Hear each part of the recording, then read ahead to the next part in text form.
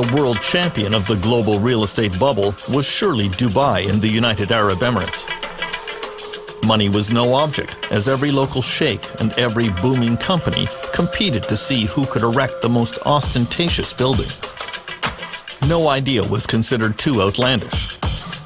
When waterfront property rose dramatically in value, Dubai decided to make more. Ships vacuumed sand off the ocean floor to make the famous Palm Islands. On them were built an endless line of luxury condominiums and hotels that were snapped up by wealthy investors from across Europe, Africa, and the Middle East. Canadian Robert Lee went to work for Dubai's leading real estate company 10 years ago. Dubai in its heydays, we used to call the sales center the fish market.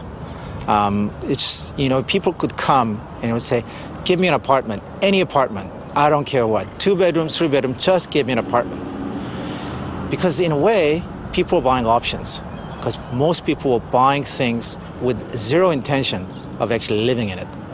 So they were buying coupons to resell it to somebody else. We'd be selling $1 billion worth of real estate in one day. All of this flowed from the vision of one man, Dubai ruler Sheikh Mohammed bin Rashid Al Maktoum.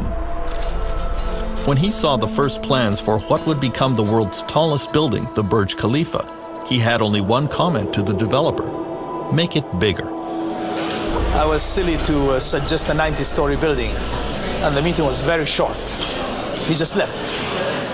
But I've been with him a long time, so I went again to the design studios, and then we put something really marvelous, and his question was, how much higher than anybody else? I said, it's about 40% plus.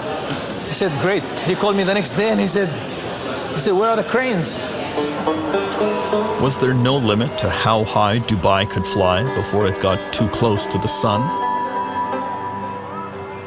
There was always a nagging sensation that is Dubai going to be like the other cities around the world that has seen the fall?